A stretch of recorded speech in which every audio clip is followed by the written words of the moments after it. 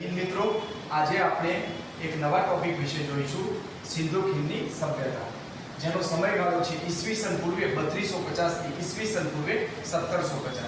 ભારતમાં મિત્રો સિંધુ ખીણની સભ્યતા હતી તો વિશ્વની અંદર બીજી અન્ય સભ્યતાઓ પણ વિકાસ પામી, જેમ કે મિસ્રની સભ્યતા નાઇલ નદી કિનારે વિકાસ પામી, મેસોપોટામિયાની સભ્યતા દજલા અને ફરાત નદી કિનારે વિકાસ પામી, ચીનની સભ્યતા યલો એટલે કે હવાંશુ નદી કિનારે વિકાસ પામી અને ભારતની સભ્યતા સિંધુ નદી કિનારે વિકાસ પામી।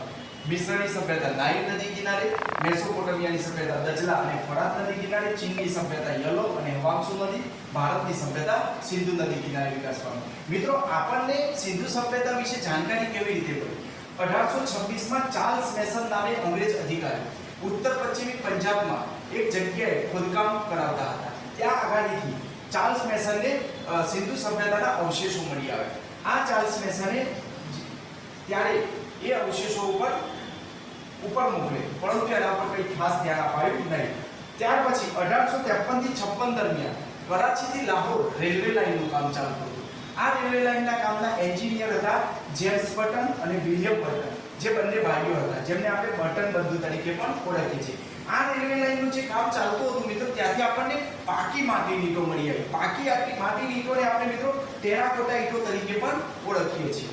હવે આ જાણકારી મળી એલેક્ઝાન્ડર કનિંઘહામને કે ત્યાં ટેરાકોટા ઈંટોને મળી આવી છે કરાચીથી લાહોર રેલવે લાઇનનું કામ ચાલે ત્યારે। તો એલેક્ઝાન્ડર કનિંઘહામ ત્યાં સ્થળ ઉપર મુલાકાત લીધી, એમને ત્યાં સર્વે કર્યો અને 1856 માં એમને સર્વે કરી અને એમને માનચિત્ર બનાવ્યું અને આગળ જતા આ એલેક્ઝાન્ડર કનિંઘહામે એએસઆઈ 1861 માં એએસઆઈ ની સ્થાપના કરી।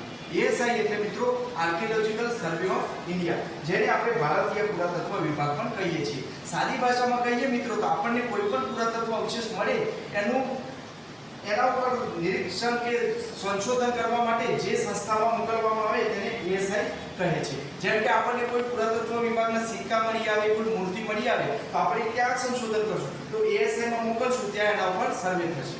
ઓકે મિત્રો, આગળ જોઈએ। હવે આપણને મિત્રો સિંધુ ખીણ સભ્યતાના 1500 જેવા નગરો આજ દિન સુધી મળી આવે છે, જેમાં મિત્રો આપણે વાત કરીએ તો જમ્મુ કાશ્મીરનું અંતિમ બિંદુ કયું?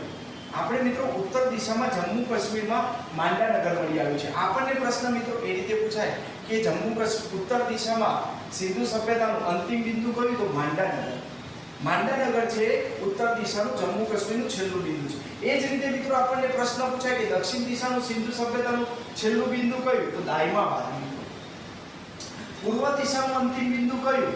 તો આલમગીરપુર। સિંધુ સભ્યતાનું પશ્ચિમ દિશાનું અંતિમ બિંદુ જે બલુચિસ્તાનમાં આવેલું છે સુતકા કેન્દ્ર। પણ મિત્રો આપણને એવું પૂછાય કે ગુજરાતનું દક્ષિણ દિશાનું છેલ્લું બિંદુ કયું? તો બગતરા। ગુજરાતનું છેલ્લું બિંદુ દક્ષિણ દિશાનું કયું? તો બગતરા। પશ્ચિમ દિશાનું ગુજરાતનું છેલ્લું બિંદુ જેસલપુર। ઓકે મિત્રો, આગળ જોઈએ।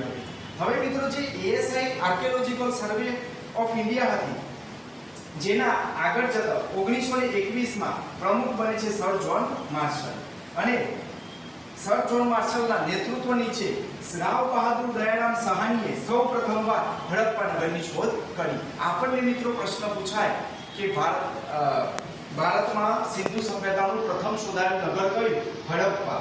હડપ્પાનો અર્થ શું થાય મિત્રો? શિવનું ભોજન। તો આપણે મિત્રો પ્રશ્ન કરીએ કે હડપ્પાની શોધ ક્યારે થઈ? 1921 માં। કોને કરી? રાવ બહાદુર દયારામ સાહાનીએ। ક્યારે કરી? 1921 માં। કઈ નદી કિનારે આ શોધાયું? રાવી નદી। જિલ્લો કયો? મોન્ટેગોમરી જિલ્લો। જ્યારે હડપ્પાની શોધ થઈ ત્યારે એએસઆઈ ના પ્રમુખ કોણ હતા? Sir John Marshall. મિત્રો ફરીથી એકવાર આપણે રિપીટ કરી લઈએ। હડપ્પા નગરની શોધ કોને કરી? રાવ બહાદુર દયારામ સાહાનીએ। ક્યારે કરી? 1921। હવે મિત્રો આપણે વાત કરશું મોહેંજો-દડો વિશે। મોહેંજો-દડોનો મીનિંગ થાય છે લાશોનો ઢગલો, મળેલાનો ટેકરો।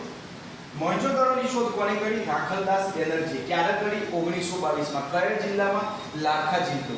કઈ નદી? સિંધુ નદી કિનારે। મિત્રો આપણે વાત કરીએ મોહેંજો-દડોની શોધ કોને કરી? રાખલદાસ બેનર્જી। ક્યારે કરી? 1922 માં। મોહેંજો-દડો કઈ નદી કિનારે? સિંધુ નદી। ખાસ યાદ રાખજો મિત્રો, સિંધુ નદી। કયો જિલ્લો? લાખા જિલ્લો। હવે મિત્રો આપણે વાત કરીએ સૌપ્રથમવાર ખોદકામ સિંધુ સભ્યતા માટે, સિંધુ ખીણની સભ્યતાનું સૌપ્રથમવાર ભારતમાં ખોદકામ કોણે કરાવ્યું હતું? 1893 માં રોબર્ટ બ્રુસ ફૂડ દ્વારા સૌપ્રથમવાર ખોદકામ કરાવવામાં આવ્યું કોટ અને પેટામણી ખાતે, પરંતુ મિત્રો કોઈ જ અવશેષ મળ્યા ન હતા. આપણને મિત્રો આવો પ્રશ્ન પૂછાય કે સૌપ્રથમવાર ખોદકામ કોને કરાવ્યું હતું, તો રોબર્ટ બ્રુસ ફૂડ દ્વારા પણ કોઈ અવશેષ મળેલ ન હતા. પછી મિત્રો આપણે વાત કરીએ કે લાંગરેજમાંથી સૌપ્રથમવાર માનવ હાડપિંજર મળી આવ્યા છે હસમુખલાલ સાંકળિયા. આપણને વન લાઇનરમાં ક્વેશ્ચન પૂછાઈ જાય કે સૌપ્રથમવાર માનવ હાડપિંજર કોને મળી આવ્યા હતા, હસમુખલાલ સાંકળિયા. કઈ જગ્યાએથી? લાંગરેજ ખાતે. હવે મિત્રો હું ફાસ્ટ રિવિઝન કરાવી દઉં. સિંધુ ખીણની સભ્યતાનો સમયગાળો ઈસવીસન પૂર્વે 3250 થી 1750.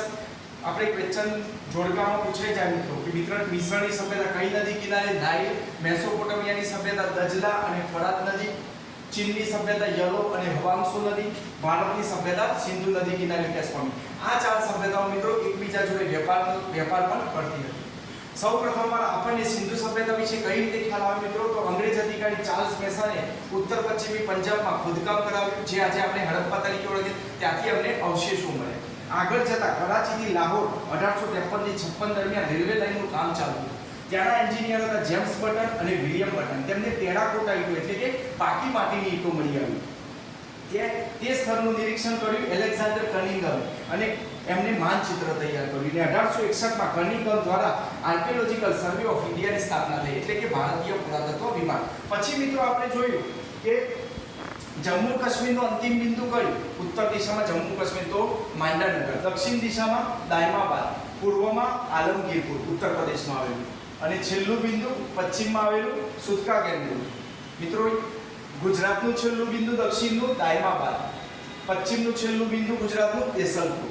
ઓકે મિત્રો, પછી આપણે વાત કરી હડપ્પા નગર વિશે. હડપ્પાની શોધ કોને કરી? દયારામ સાહનીએ. ક્યારે કરી? 1921 માં. કયો જિલ્લો? મોન્ટેગોમરી જિલ્લો. કઈ નદી? રાવી નદી કિનારે. કોના નેતૃત્વ નીચે? સર જ્હોન માર્શલના, કે જે તે સમયે એએસઆઈના પ્રમુખ હતા. મોહેંજો-દડોની આપણે વાત કરીએ મિત્રો. મોહેંજો-દડોની શોધ કોને કરી? 1922 માં રાખલદાસ બેનર્જીએ. કયા જિલ્લામાં? લાખા જિલ્લો. કઈ નદી? સિંધુ નદી કિનારે મોહેંજો-દડો વિકાસ પામ્યો. સૌપ્રથમવાર સિંધુ સભ્યતાના અવશેષો માટે ખોદકામ કોને કરાવ્યું હતું? રોબર્ટ બ્રુસ ફૂડ દ્વારા, પરંતુ કોઈ જ અવશેષ મળેલ ન હતા. સૌપ્રથમવાર માનવ હાડપિંજર કોને મળેલ છે? હસમુખલાલ સાંકળિયાને. કઈ જગ્યાએથી? લાંગરેજ ખાતે. મિત્રો હવે પાર્ટ 2 માં આપણે સિંધુ સભ્યતાની વિશેષતાઓ અને તેના સ્થળો વિશે જોઈશું, જેવા કે રંગપુર, લોથલ, ધોળાવીરા, રોજડી, દેસલપુર, રાખીગળી, કાલીબંગા. આ બધા વિશે મિત્રો આપણે પાર્ટ 2 માં જોઈશું. જય હિન્દ.